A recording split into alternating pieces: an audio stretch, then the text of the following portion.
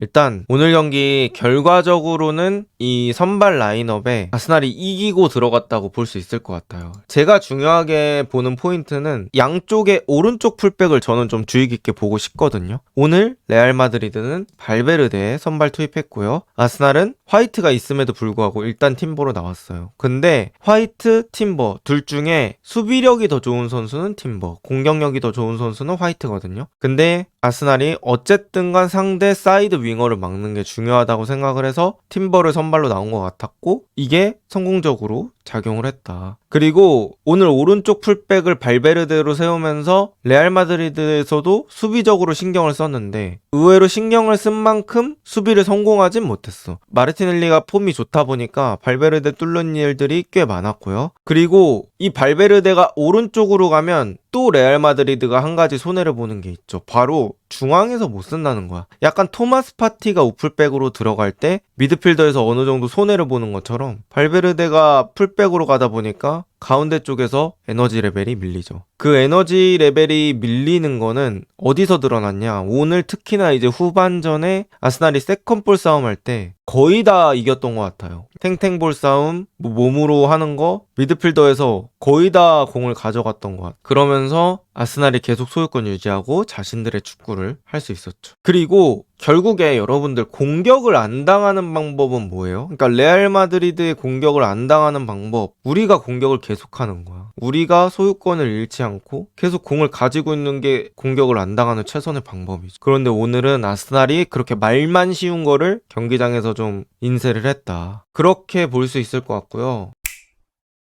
일단 저는 오늘 경기 영향력적으로 봤을 때는 루이스 스켈리가 정말 많은 역할을 했다고 생각이 됩니다. 아스날이 빌드업할 때 이런 식으로 퍼져 있는데 여기 음바페하고 비니시우스 이 두 명의 수비력이 그렇게 좋지 않으면서 자꾸 이쪽으로 패스가 좀 쉽게 들어갔어. 그러니까 세 겹의 수비가 있다고 했을 때는 이 첫 겹이 생각보다 너무 쉽게 풀리면서 여기서 스켈리나 파티 이런 선수들이 공 잡고 돌아서고 여기와 맞닥뜨릴 수 있게 됐죠. 그런 부분들도 레알 마드리드가 조금 더 신경을 썼어야 되지 않나 싶고요. 그리고 이 스켈리가 저는 대단한 선수라고 느꼈던 게 여러 가지 공 처리 상황에서 이거는 06년생 아니다. 이거는 민증 다시 까봐야 된다. 이거는 그 동사무소 가서 지문 찍은 다음에 나이 맞는지 확인해 봐야 된다. 이런 생각이 듭니다. 일단은 내가 06년생이고 레알 마드리드가 상대입니다. 게다가 챔피언스리그 8강전. 근데 그냥 일반적으로 걷어내기만 해도 욕 안 먹는 공을 굳이 가슴으로 잡아서 드리블해서 결국엔 스루 패스까지 넣는 그런 장면들. 그러니까 스켈리는 깡따구가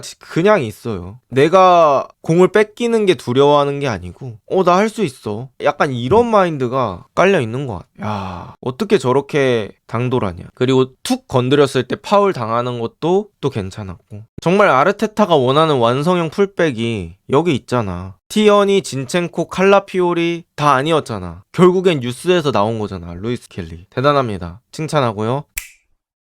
그 다음에 이제 데클란 라이스 프리킥 얘기해야죠. 아스날이 그 세트피스 할 때 라이스가 키가 큼에도 불구하고 코너키커로 사용을 하잖아요. 그거는 다 의미가 있던 거야. 근데 이 첫 번째 프리킥은 사실 저는 레알 마드리드 벽 서는 것도 살짝 문제가 있었다고 생각을 합니다. 결국에는 벽이라는 게 골키퍼한테 일정한 각도를 부여를 해주는 거거든. 넌 일단 여기만 커버해 라고 생각을 하게 만들어주는 건데 아예 바깥쪽 각에 제 생각에는 한 명 더 있었어야 되지 않나 라고 생각을 합니다. 하지만 뭐 레알 마드리드가 그런 작은 실수를 하더라도 결국에 또 그거를 뚫어내는 건 실력이죠. 거기서는 이제 데클란 라이스가 빈틈을 놓치지 않았습니다. 와, 궤적이 그냥 바깥으로 나갔다 들어오잖아, 공이. 이거 말이 돼? 바깥으로 공이 나갔다 들어와. 그리고 두 번째 골은요, 말 안 됨. 그냥 데이비드 베컴의 재림이야. 아니, 일단 뭐 페널티킥이나 프리킥 찰 때 이 옆금을 맞으면 되게 잘 찼다고 얘기를 하잖아. 근데 그거는 그 자리에 서 있지 않는 이상 막을 수가 없어. 그러니까 어떤 골키퍼를 데려와도 똑같아요. 팔이 3m가 되지 않는 이상 그거는 그냥 막을 수가 없다. 게임도 못 차 그렇게. 아 진짜 역대급 프리킥 한번 봤네. 그리고 제 생각에는 이거는 올 시즌의 프리킥 득점 무조건 들어가지 않을까 싶어요. 말 그대로 우리가 그 흔히 말하는 그 탑 코너라고 부르잖아요. 탑 코너 중에서도 탑 코너야. 진짜 이상적인 프리킥. 그리고 오늘 쿠르투아가 진짜 나는 할 수 있는 건 다 해줬다고 생각해. 사실 쿠르투아가 실점했던 거는 그냥 먹힐 수밖에 없는 거. 쿠르투아가 막을 거 다 막았는데도 3대 0이 됐다는 건 뭔지 알아? 아스날이 오늘 경기를 완전히 지배했고 주도했고 일방적으로 몰아붙였다. 그러니까 경기력, 성과 모두 가져온 경기가 오늘 경기다. 어떻게 에버튼전이랑 이렇게 팀이 바뀔 수가 있죠?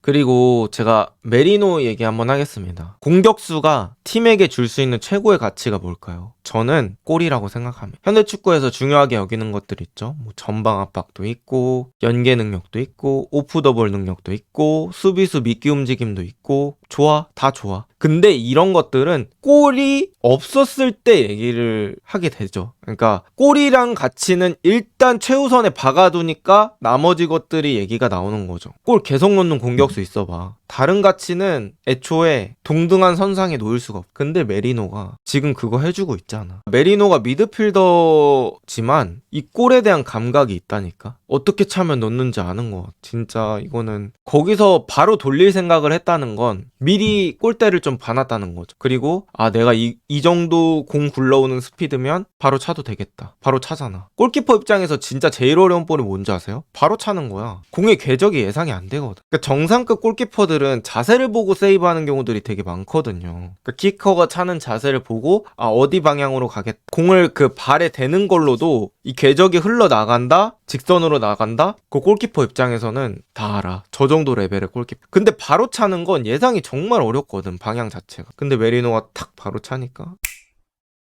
그러니까 원래 여러분들 레알 마드리드가 어떻게 하는 팀이에요? 이렇게 수비하다가 결국에는 강력한 카운터로 딱 역습 가서 점 만들고 거기서 분위기 전환시킨 다음에 게임을 가져가는 팀이잖아요. 그런데 오늘 그게 안 됐던 이유 중에 하나가 저는 파티를 얘기 많이 하고 싶어요. 그러니까 토마스 파티 오늘 수비적으로 기여 엄청 많이 했다. 일단 비니시우스나 이런 선수들이 측면으로 공 가져갈 때 파티가 그 뒤쪽 공간을 싸서 막아주면서 우리 최후방 수비 한 명이랑 토마스 파티 두 명이 앞뒤를 둘러싸는 구조를 많이 만들어줬거든요. 그러다 보니까 레알 마드리드가 처음에 역습 시동 걸 때 불편사항들이 많았죠. 그리고 그 역습의 시동을 꺼트린 게 토마스 파티였습니다. 그러다 보니까 속도가 올라오기 전에 끊다 보니까 아스날이 어느 정도 대응이 됐던 것 같아요.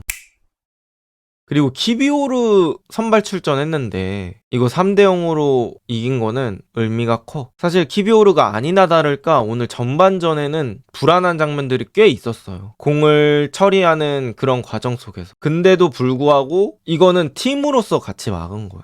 그러다 보니까 키비오르도 점점 이 템포에 적응을 하면서 결국에는 장점인 볼줄 같은 거는 꽤 나왔다고 생각을 합니다. 그리고 라야 얘기도 한번 해볼까요? 와, 라야는 내가 봤을 때 얘는 거의 발밑이 미드필더급이야. 아니, 왼발로 걷어내도 절대 욕 안 하거든? 레알 마드리드 선수들이 다가오고 있을 때 게다가 라야가 오른발잡이기 때문에 그게 약발이다 보니까 그냥 까도 전혀 뭐라 안 해. 근데 그거를 왼발로 깔아서 라인 태워서 패스를 보내줘. 오른발잡이라고요. 그리고 레알 마드리드 선수들이 압박을 오고 있는데 그렇게 깔아주잖아? 이게 골키퍼냐고. 그것도 그렇고 라야가 이제 땅 킥해가지고 날라오는 거를 또 잡는 능력도 확실히 좋아. 이 클러치 캐칭이라고 해야 되나? 잡아내는 능력 좋습니다. 라야가 골키퍼 치고는 장신은 아니잖아. 근데 그런 단점이 있는가 하면은 또 분명히 그거에서 비롯되는 장점이 있죠. 바로 민첩성이에요. 그러니까 뭐 몸을 날리고 그 다음에 일어나서 다시 막는 것도 좋고 기본적으로 몸이 좀 재빠르다고 해야 되나? 라야가 리그에서 웨스트햄한테 1대 0으로 질 때 코너킥 했다가 다시 골대로 돌아가는 속도 보셨나요? 기본적으로 몸이 좀 빠른 애야. 다람쥐 같은 애야. 근데 처음에 그 비니시우스가 크로스 올렸나? 그러다가 아스날 선수 맞고 약간 굴절된 거 있었거든? 살리바 몸에 맞았나 그랬는데 라야가 그것도 잘 지켜내면서 잡더라고요. 그런 반응 속도 같은 걸 보면 확실히 약간 카시아스과다. 대학과는 아니고 약간 카시아스 같은 느낌이 저는 계속 드는 그런 느낌입니다. 그리고 레알 마드리드 선수들에 대해서 얘기를 좀 해보자면 음바페, 비니시우스 이 두 명이 커넥션이 거의 없었던 것 같아요. 그냥 비니시우스 드리블 따로, 음바페 따로. 그리고 뭔가 과감한 슈팅도 많지 않았던 것 같고 이게 사실 어쩔 수 없는 게 경기를 한 점, 두 점 실점하다 보면 레알 마드리드는 슈팅할 때 꼭 넣어야 된다는 생각이 생길 수밖에 없을 것 같아요. 그러니까 그 말은 뭐냐, 슈팅할 때 생각을 더 하게 되는 거고 그리고 슈팅 타이밍도 원래 0대 0이었으면 그냥 때려볼게 하면서 더 위협적인 슈팅이 나오는 건데 이제 레알 마드리드가 꼭 따라잡아야 된다는 생각이 있다 보니까 슈팅도 더 완벽한 각에서 만들어서 차려고 하죠. 그렇게 됐을 때는 아스날 선수들이 더 빨리 붙어주고 슈팅 각이 더 줄어드는 오히려 그런 역효과가 많이 나왔던 것 같고요. 그리고 이제 워낙 아스날이 오래 공을 잡고 있다 보니까 이 레알 마드리드가 왼쪽, 오른쪽 이렇게 번갈아 활용할 틈도 별로 없었다고 봐요. 그런 여유도 별로 없었다. 사실 막기 힘든 팀이 어떤 팀인가요? 왼쪽으로도 공을 보내고 오른쪽으로도 공을 보내서 비니시우스, 호드리고 막 난리치고 이래야 되는데 사실 오늘 호드리고 쪽으로 배급되는 공이 거의 없었죠. 그리고 발베르데도 오버래핑 했을 때 얼마나 위협적인 자원입니까? 그런데 이 오른쪽 라인을 레알 마드리드가 거의 활용하지 못했다. 이 중원의 에너지 레벨이 어쩔 수 없는 게 제가 생각했을 때 레알 마드리드 전체 선수가 부상이 없다고 가정했을 때 중원 베스트 3명 지금 현재 멤버로 뽑아라 하면 저 개인적인 생각으로는 벨링엄, 세바요스, 발베르데 이렇게 3명이거든요. 근데 오늘 발베르데 오플백으로 돌리고 그리고 모드리치, 카마빈가, 벨링엄 요렇게 나왔잖아요. 어떻게 보면 이 모드리치라는 선수가 당연히 뭐 전성기 때는 말할 것도 없죠. 너무 잘하는 선수죠. 하지만 모드리치가 나이가 있기 때문에 이런 에너지 싸움에서는 아무래도 밀릴 수밖에 없어. 지금은 뭐 거의 축구력으로 승부 봐야 되는 나이기 때문에 그리고 또 피지컬이 좋은 편도 아니기 때문에 쉽지 않. 그러게 만약에 추아메니 있었으면 모드리치가 선발 안 했을 수도 있는데 오늘 추아메니가 카드 징계로 못 나온 것도 좀 레알 입장에서는 악재라고 볼 수 있겠네요. 그러니까 오늘 그냥 아스날이 더 많이 뛰었어. 여러분 생각은 어떠세요? 저는 아스날이 그냥 훨씬 더 열심히 뛰었다고, 더 많이 뛰었다고 생각합니다. 뭐 수비 복귀 속도도 그렇고 바로바로 압박 들어가는 것도 그렇고 그냥 경기 운영하는 템포 자체가 너무 좋았어. 그러니까 제가 생각했을 때는 아스날이 맨시티 상대로 5대1로 이겼을 때 그때 어떤 느낌이었냐면 아스날이 하는 기본 축구 플러스 실수가 없어. 근데 아스날이 전반전에는 어느 정도 개인 실수가 있었는데 후반전에 템포 찾으면서는 거의 실수가 없었거든. 이게 큰 거 같아. 실수가 없는 팀 진짜 무서운 거거든. 자기 할 것만 딱딱하는 팀들. 그러니까 맨시티전 5대1 그 경기급으로 오늘 아스날이 잘했다고 생각합니다.